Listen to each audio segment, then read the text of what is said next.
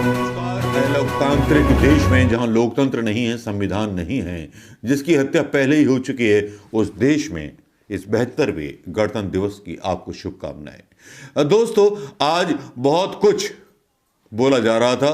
कल से बोला जा रहा था कि किसान मार्च होगा दिल्ली के अंदर, लोग रिंग रोड पर जाएंगे या दिल्ली के अंदर जाएंगे। कुछ रूट तय कर दिए गए थे पुलिस के द्वारा, वो किसान यूनियन ने मान लिए थे। अब यहां बहुत सारी बातें चल निकली। अब तक ये हो चुका है कि नांगलोई में किसान भिड़ रहे हैं, लाल किले पर पहुंच गए। लाल किले पर क्या हुआ, लाल किले पर कौन लोग थे जो पहुंच गए, उनको रास्ता कैसे मिल गया। अब ये कुछ सवाल उठ जाते हैं, और 100 सवाल का एक सवाल मैं करना चाहूँगा यहाँ पर कि दिल्ली में रहने वाले जो लोग होते हैं ना, उनको अपना घर ढूंढने के लिए भी रास्ते जो हैं चेक करने पड़ते हैं जीपीएस के द्वारा। तो ये बाहर से आए हुए किसान कैसे जानते कि किस रास्ते पे जाना है? ये तो बताती कौन सी पुलिस? दिल्ली पुलिस बताती कि भाई आप इस रास्ते पे जाओ। अब हुआ क्या, राकेश टिकैत का एक बयान आया जिसमें उन्होंने कहा कि भैया 10 बजे का जो था कहा गया था कि आप निकाल लेना बाहर 10 बजे से। कल तक ये चल रहा था, गोदी मीडिया में चल रहा था, सब जगह चल रहा था। आज सुबह मीडिया पलट गया कि 12 बजे बाद निकालेंगे। अरे 12 बजे बाद निकालते तो 78 या 104 किलोमीटर की पेरीफेरी कैसे तय कर पाती। अब कुछ ऐसे ही सवाल हैं, क्योंकि जब सुबह मैंने टीवी ऑन किया, मैंने चलो यार किसान आंदोलन देखते हैं भाई क्या कर रहे हैं वो लोग। तो वो लोग बॉर्डर पर जमा हुए थे, तो जो रास्ता तय किया गया था राकेश टिकैत के अनुसार जो बोल रहे थे उसका मैं समर्थन करता हूं। वो रास्ते दिल्ली पुलिस ने ब्लॉक किए हुए थे जिस रास्ते से बढ़ना था। तो भाई किसान ठहरा, अंगूठा छाप समझ लो या कुछ भी, उसको आएगा तो गुस्सा कि भाई जिस रूट से हमें तय आगे क्यों नहीं बढ़ने दे रहे। तो यही कुछ ऐसी गलतफहमी रही होगी जिसकी वजह से सारे विवाद पैदा हुए। पुलिस ने उन सारे रास्तों पर बैरिकेडिंग कर रखी थी जिन रास्तों पर उनको जाना था, और 2 से 3 घंटे लेट करने का इनका प्रोग्राम था। उसके बाद ट्रैक्टर रैलियों पर इनकी जो थी लाठीचार्ज हुई।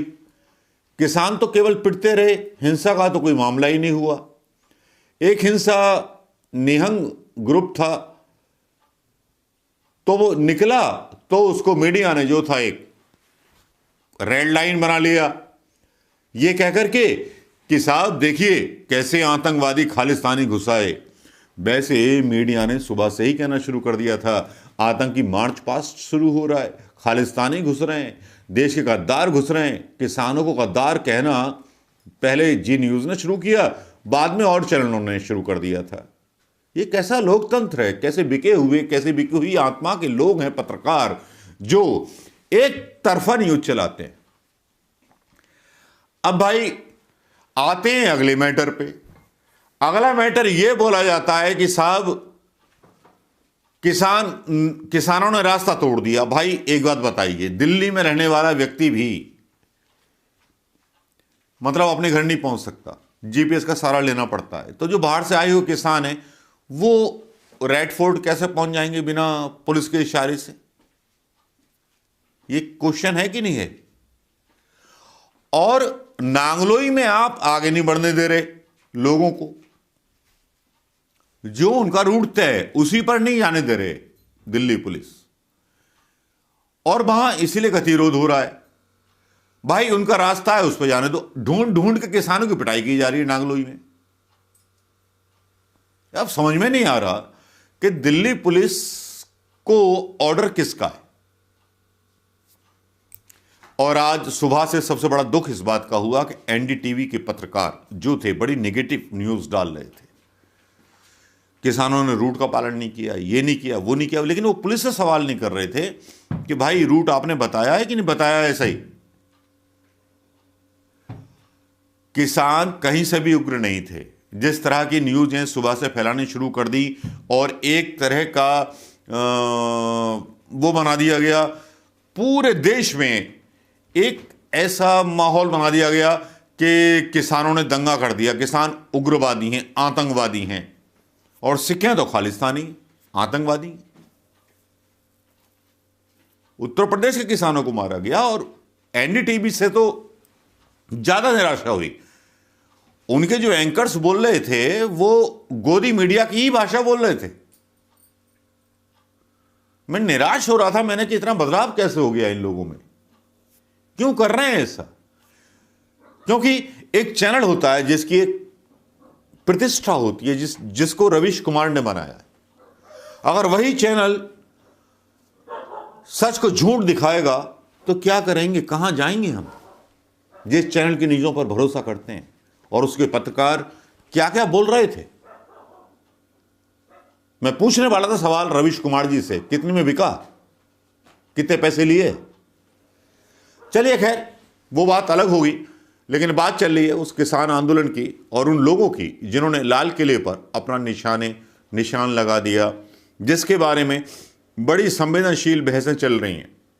संवेदनशील बहसें अंजना ओम कश्यप के चैनल पर चल रही हैं, सारे चैनलों पर चल निकली हैं, एनडीटीवी पर भी चल निकली हैं कि साहब लाल किले पहुंच गए और उन्होंने अपना झंडा फहरा दिया। एक फेक वीडियो ऐसा भी आता है जिसमें एक व्यक्ति, वो हमने देखा सिंपली, वो लगा रहा है, वो अपने किसान आंदोलन का कि हम सबसे पहले पहुंच गए, अपने किसान यूनियन का झंडा लगा रहा था, तिरंगा ऊपर लहरा रहा था। लेकिन बीजेपी आरटी सेल ने इससे बड़ा कांड कर दिया। उसने ऐसा एडिट किया उस वीडियो को कि उसमें वो तिरंगे को फेंक देता है और अपना झंडा ऊपर लेके जाता है। नफरत फैलाने का कोई और जरिया नहीं मिला।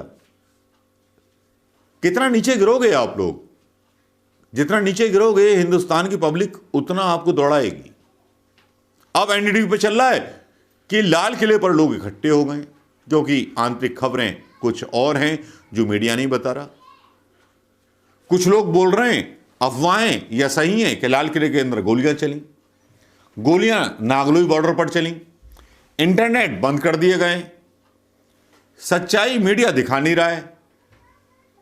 तो क्या ये लोकतंत्र की हत्या नहीं है, संविधान की हत्या नहीं है, जिस पर बड़े बड़े ज्ञान पेल रही है अंजना ओम कश्यप, बड़े बड़े ज्ञान पेल रहे गोदी मीडिया के वो चमचे जो किसानों की सही बात नहीं दिखा रहे? हमारी साक्षी तो फंस गई, आंसू गैस के गोले डल रहे थे। अब यहां साफ साफ समझ में आ जाता है कि गोदी मीडिया के चैनल के जितने पत्रकार थे, कुछ पिटे भी हैं, उससे मैं इंकार नहीं करता, वो पुलिस के साथ थे और इतनी भद्दी टिप्पणी कर रहे थे किसानों के बारे में सुबह से आज, जबकि माहौल नहीं बिगड़ा था। इतनी भद्दी टिप्पणी कर रहे तो पिटना स्वाभाविक था, पुलिस की तरफ से आए थे। साक्षी जोशी और यूट्यूबर्स जो थे वो किसानों की तरफ से थे। साक्षी जोशी को एक कमरे में शरण लेनी पड़ी, एक मकान में, प्राइवेट कमरे में, जहां आश्रू गैस के गोले नागलोई में दागे जा रहे थे। वहां और भी किसान आ गए, दम घुट रहा था उस यूट्यूबर पत्रकार का। यहां मुझे अजीत अंजुम नजर नहीं आए, यहां मुझे कोई बड़ा पत्रकार नजर नहीं आया, साक्षी जोशी नजर आई। आपको सलाम साक्षी जोशी जी। अब चलिए अगले तंज पर आते हैं। अगला तंज यह है कि लाल किले पर इतनी हिमाकत किसने की, जो मैं पहले से आशा कर रहा था। और 20-25 ट्रैक्टर ही क्यों निकले, उनको बरगला करके क्यों ले गए? दिलीप नाम है उनका, सेलिब्रिटी हैं, उनके बारे में बड़ी बात चल रही थी, उनके फोटोज भी आ गए, मोदी जी के साथ भी, सनी देओल के साथ भी और लाल किले के साथ भी। ये मैं यहां डालूंगा। वो वहां कुछ युवाओं को भड़का करके ले गए और पुलिस ने उनको क्लीन रास्ता दे दिया। बाकी को तो किसी को क्लीन रास्ता नहीं दिया। वो वहां तक पहुंच गए और उन्होंने जो करना था, जो मीडिया में चलना था, जो पहले से ही प्रोग्राम बन चुका था मीडिया का, पुलिस का और सरकार का, उसी को चरितार्थ करते हुए उन्होंने वो कांड कर डाला कि साहब किसान आंदोलन को कैसे बदनाम करना है। तो वही हुआ, मीडिया को सुर्खियां मिल गई कि भैया तिरंगे से ऊपर खालिस्तान, ये और वो। गौरव पांधी ने इसका खुलासा किया। कांग्रेस के काफी बड़े समर्थक हैं गौरव पांधी, उन्होंने खुलासा किया, उन्होंने डाला बाकायदा, वो फोटो भी डाले जो लाल किले पर थी साहिब की, दिलीप साहिब की, और साहिब की पोल खोल दी। अब यहां ये तो हुई लाल किले की बात, ठीक है। अब यहां बोला जा रहा है कि लाल किले में गोलियां भी चली हैं, लाठीचार्ज भी हुआ है, पीटा गया है, लाल किले पे जमावड़ा हो रहा है, लोगों का गुस्सा भड़क रहा है, इंटरनेट सेवाएं जो हैं बंद कर दी गई हैं। अब इंटरनेट सेवाएं बंद कर दी गई हैं, क्यों कर दी गई हैं अब समझ में ये नहीं आ रहा, लेकिन गड़बड़ तो कुछ जरूर हुई है। नांगलोई में भी कुछ गड़बड़ जरूर है, कुछ ना कुछ ऐसा है जो हिंदुस्तान की जनता से छुपाया जा रहा है। पूरा मीडिया आज बोलता रहा कि साहब वो किसान नेता कहां हैं जो किसान नेता बात करते थे, जो किसान नेता सर्वे सर्वा रहे, जिनको रूट दिया गया था, वो अपना दौरा पूरा करके आ गए, मीडिया ने उनको दिखाया नहीं। मीडिया के कैमरे जो थे केवल वहां तैनात कर दिए गए थे जहां जहां गड़बड़ की आशंका पहले से ही तय कर दी गई थी। राकेश टिकैत अपने मार्च में निकले हुए थे, बाकी के नेता योगेंद्र सिंह हो या जगतार सिंह हो, वो सब निकले हुए थे। अब उनको ऐसा बोला गया कि साहब इन लोगों ने कर दिया, तो बोले भैया ऐसे लोगों से हमारा कोई वास्ता नहीं है। कहानी वहीं से शुरू होती है जो मैंने बोला कि दिल्ली में रहने वाले को रास्ता पता नहीं तो पुलिस रास्ता बताएगी। तो फिर इसमें आश्चर्य कैसा कि पुलिस, सरकार और मीडिया ने पहले से ही प्लान बना रखा था अपने कुछ लोगों को प्लांट करके किसान आंदोलन को किस तरह से बदनाम करना है, तो फिर ये हो गया ना। लेकिन कल सुबह या परसों सुबह जब खबरें आएंगी तो शायद लोगों की आत्मा रो पड़ेगी। कुछ लोग मारे भी गए, जिनको बोला जा रहा है कि साहब वो ट्रैक्टर एक्सीडेंट में मर गए। लेकिन एक फ़ोटो मैं यहाँ डाल रहा हूँ जो तिरंगे में लिपटी हुई है, इसको देखना मत भूलिएगा दोस्तों। वीडियो पसंद आए तो शेयर कीजिएगा।